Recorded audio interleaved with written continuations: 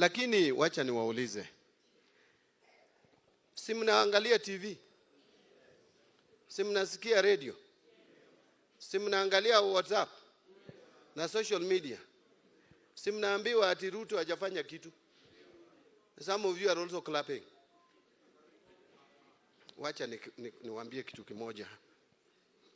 And listen to me. When Ruto became president of this country, you people don't know where Kenya has come from. IMF had told us that Kenya was among the 6 countries in Africa which were going to default in paying their debts. 6 countries in Africa were not going to be able to pay their debt in 2024, 2025. One of them was Kenya.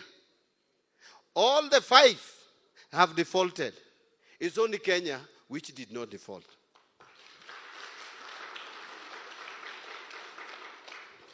Ethiopia defaulted.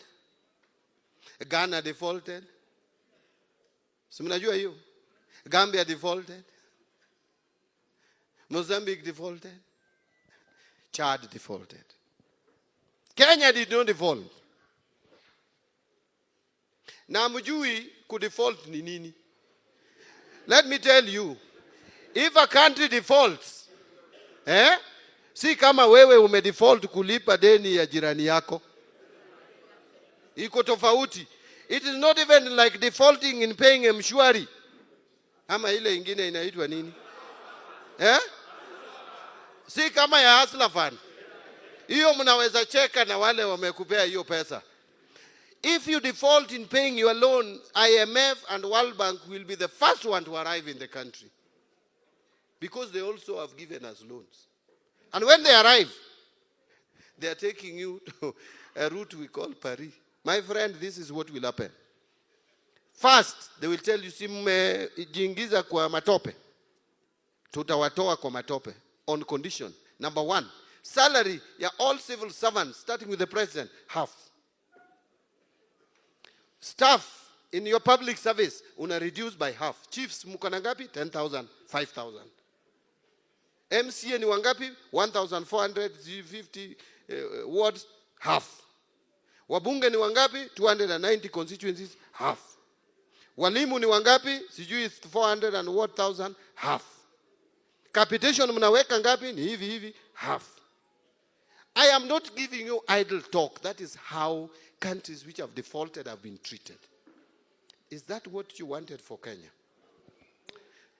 When Ruto became president, inflation in this country was at 9.6%, going to double digit. When Ruto became president, my friend, we had forex reserves of only 3 months of import cover. Today it is 5.3 months, even beyond the target of 4 months. Today inflation is below 5%. Today interest rates, you say that interest rates are still high. It is true they are high.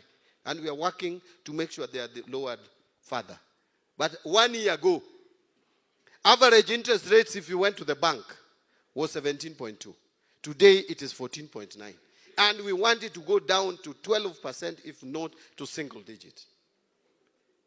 Banks have been giving us loans like Shylocks. There was no difference. Because if banks can give you loan at 26, 28%, and Shylocks are also giving you at 30%, what's the difference? But we have managed some liability. The people who are saying that the government is not doing anything. I went into that office, I lost weight in 2 months. Na hii si kitu ya kucheka, karibu nikufe. So you need not to laugh when I was about to die. Please, sympathize with me. The reason why I lost weight is because unaingia kwa ofisi, inafika 15th of the following month na hata hujamaliza kulipa mshahara ya wafanyikazi wa serikali. Deni inakuja, you don't know where to pay it from. That is what happened in 2024 when the shilling exchanged to the dollar at 160. Do you know what happened? We had a loan we were to pay in June 2024. And by February, Kenya did not know where they were going to get money to pay 260 billion euro bond. Somebody sat somewhere and said, my tenure is coming to an end. I don't care about that loan, which will come in 2024. If anything, I'm leaving office on the 9th or 10th of September, or I don't know which date exactly, of 2022. He didn't care. So when we sat with the president, we agreed we are not going to be that careless again. That is why last year, we decided to repay Eurobond of 2027. It's due in May 2027, like in tulilipa last year.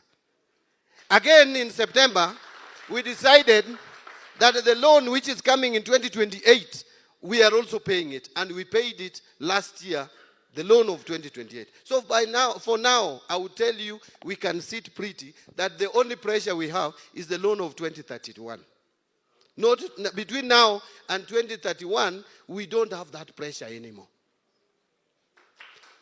That is the forward thinking of leadership. And no one will tell you that because they don't want you to hear. If Ruto wanted to be careless, he would say, 2028 is after my second term election. I will deal with it later.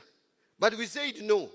Even if we make it second term or not, let whichever government is going to be there in 2028 not go through the same thing that this government went through when they came in 2022. And that is why I know when we start a conversation with Kenyans, those people who are talking about one term, you will realize how foolish you are when we start engaging with Kenyans and they get to understand what we have been able to do and they all say 2 term, utawachwa kwa mata.